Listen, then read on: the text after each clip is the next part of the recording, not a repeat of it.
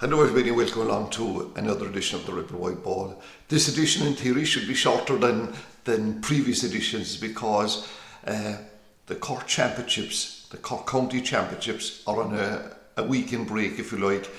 All the teams that play in these competitions have played their round 1 and round 2 games, and round 3 will take place the hurling next weekend or the weekend after this, and the football the following weekend again. And just looking through the tables that have resulted from matches played so far, my God, they are such interesting competitions that every team that's playing them has something to play for in the last match, and I would say in a lot of cases we'll have something to play for in the last minute of injury time in those matches. But we'll be talking about those when the time comes. What probably happening this weekend, or what is happening, you're going to have some action in the divisions in some cases, but on Sunday evening in Páirc Uí Rinn we have a double bill.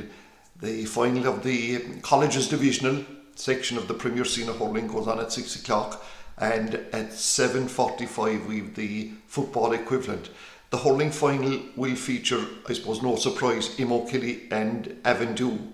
Maybe Avondhu are the surprise packet there. The semi-finals were played during the weekend. Imokilly had a huge win over MTU, such a one-sided match, 7-22 to 2-11, and Avondhu then defeated UCC 228 to 121.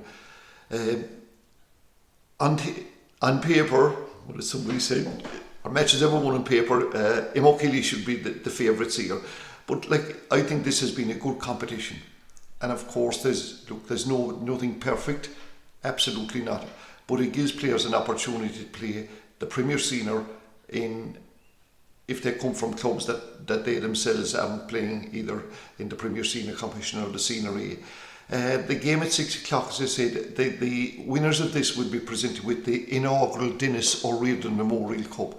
Dennis, who is was a member of the Valley Rovers Club and passed away in the 4th of March actually of this year, and he actually gave a lifetime of service to the GAA. He was 50 years, he was on the executive of Valley Rovers GAA Club.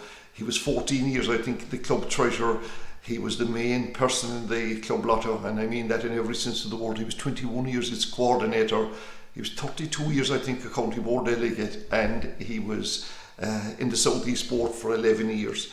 And also when he was in the county board, he was more than a delegate. I remember one stage he had the very onerous position. He was events controller. Now, when you think of what's involved now and all of that, it was involved then. But so he was an absolutely great man, and his family have presented a cup to the county board in his memory. That cup will actually be presented at a little function in Valley Rovers complex at Brinny on this Thursday night. So that's the captain of the winning team will receive that cup. The football final then, which goes on at 7:45, the pairing here are going to be the two divisions again, Carbery and Beara, with Carbery having a very impressive victory last night over UCC 218 to 213. UCC have been kind of a dominant team in this, and Duhallow, as expected, defeated MTU quite easily 218 to 19. Duhallow would, are kind of the favourites. They're seen as the leading team in this section. Donegal O'Connor still operating. They scored something like 7 points last night. It's incredible. I think Donegal is 41 at this stage, but Carbery have, last night was their 4th match this year, and they're gelled together. Tim Buckley's been their manager for the past number of years, and Hawley O'Sullivan.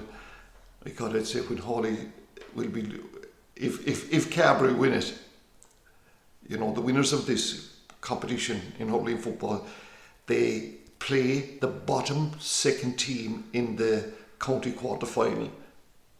If Carbery win this, he'll be hoping the Carbery Rangers come anywhere else except to 6th, and Carbery Rangers, by the way, his club will qualify for the Cork County Championship because they're on 4 points in that. The winners of this competition on Sunday night will be presented with the Ty Crowley Cup. Now, this cup has been around for a while, and it is in memory of a former Clonakilty great who passed away. I think he was only 42 years of age. He passed away in I think 1963. But Back in those days, he played centre back for Clonakilty, and he won 7 county championships playing for them. And he also, as far as I know, captain Cork when they won the All Ireland in 1945. Did a bit of refereeing as well. Like they were such different times. You know, the Clonakilty team was, I suppose, in that time was made up of players from clubs maybe that weren't even there in areas that have clubs now and playing in their own competition. So I think that Sunday night will be a big occasion at Paudie Arena, and I'm suggesting that there's going to be a big crowd in it. I did notice though that in the Camogie team last night it did not include players from the Barry Row club. They did play up to then, but I think there's a perceived there's a dispute, if you like, going on now between Barry Row and the Camogie board, and it's because of the Junior Football Championship tables that produced at the end of them. Now Barry Row in a 14 group with Tadhg McCorrick's, Arraghdeen Rangers, their near neighbours in Bandon. And because Bandon didn't fulfil a fixture against Barry Row, it gave rise to some difficulties. And what happened when the matches were completed last weekend, when the Bandon scores were taken away, my God, this will tell you how tight it was.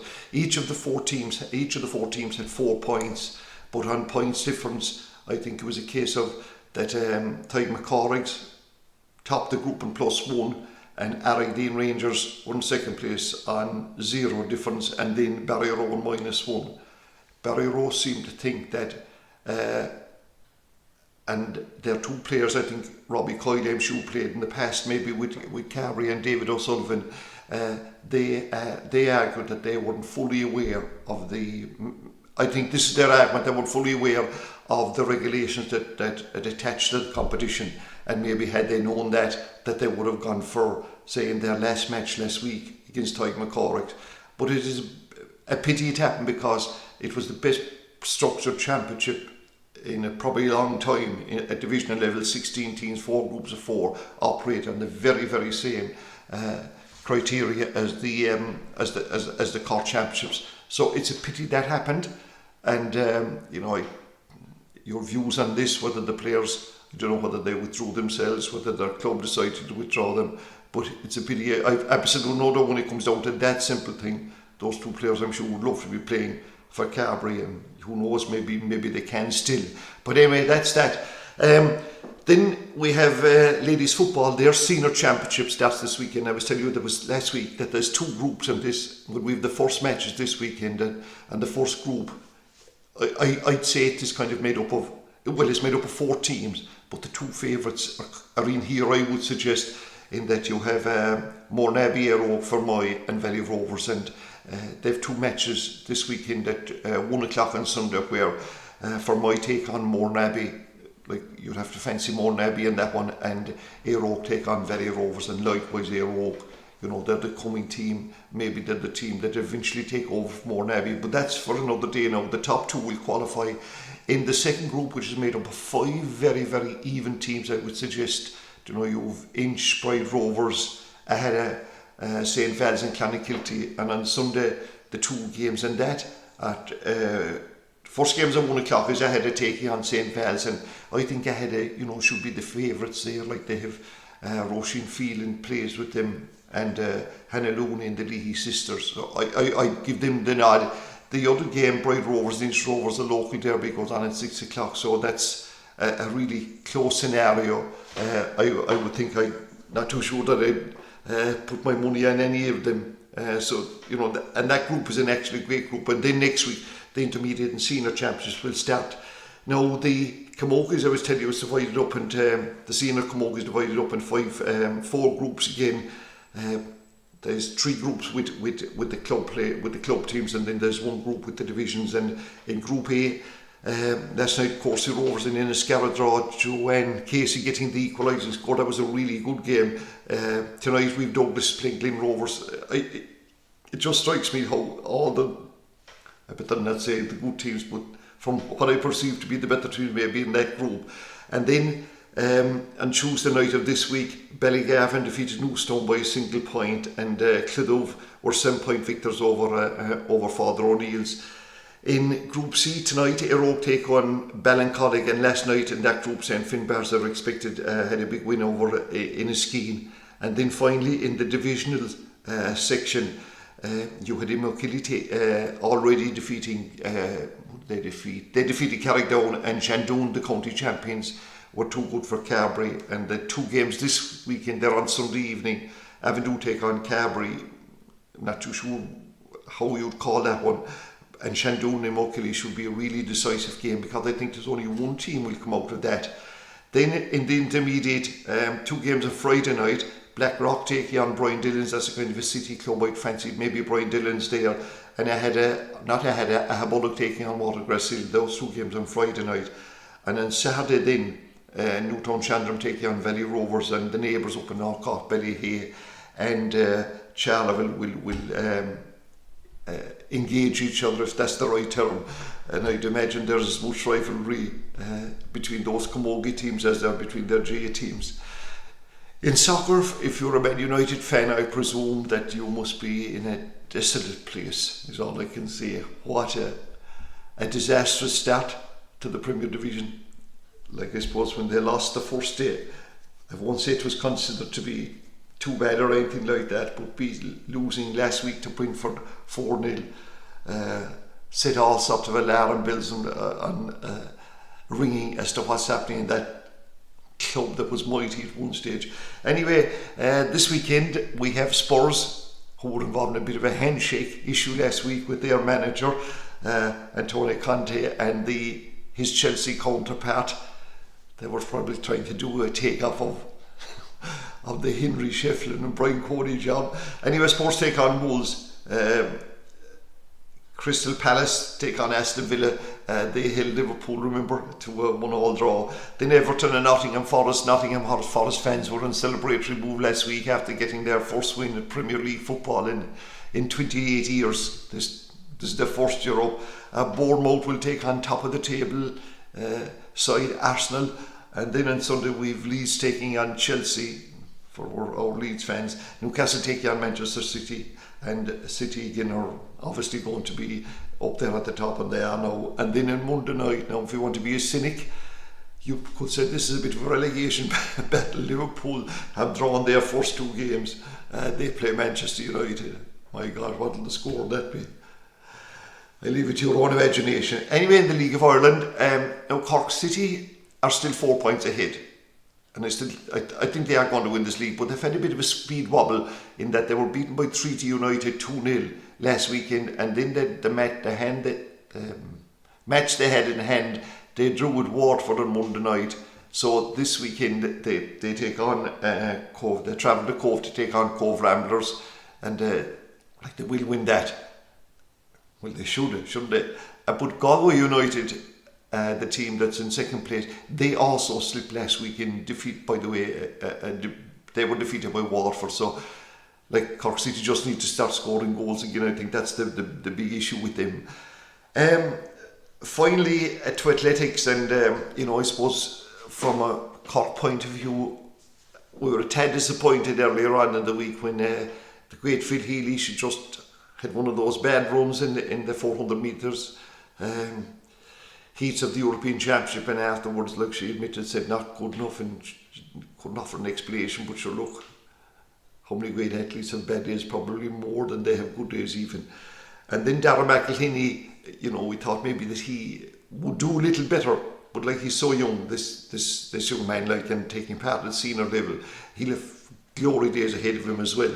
By the way, Phil Healy will still be involved in this event when she takes part on the 400 metres relay. And on that team, Rashida Adelke, who is now the running sensation in Ireland. Last night in the 400 metres, she set a new Irish record, coming 5th in the final. And this is really, like, for Irish athletes to be at these sprints, because it's so competitive. And she's such a pleasant young lady, I think 19 years of age. And she set a record, and hopefully now that 400 metres relay team, which is really started a good team, will do well. And Israel Alatunde, he came into our orbit. For those of you that follow athletics will have known him. He's born in Dundalk, obviously I think his parents came from Nigeria for a better life here, and these two athletes, himself and Rashidat, they are, I suppose, a real shining light in Irish athletics, and hopefully a shining light in Irish society. These are Irish people, and they're adding so much in every respect, and their performance on the track are one thing, but like all great athletes, the majority of them, and those of you who live in the sporting world will know that sports people are usually as sound as a pound, and these seem to be the case as well. So finally this week, our golfer John Murphy, he's back on the Challenge Tour. He's currently about 29th in that, and later on this morning he tees off in the the Dormy Open in Stockholm in Sweden. So we wish him the best in that. The idea there is that he moves up the rankings. He's number 29 at the moment. I think he needs to get into the top 20 in that. So until we meet again, even though it is a little bit limited in terms of sporting occasions or in terms of Gaelic games this weekend, they'll be back with a bang, and from there until Christmas Day there'll be plenty of GAA matches for you. So once again, thanks for your attention, and until the next time, take care.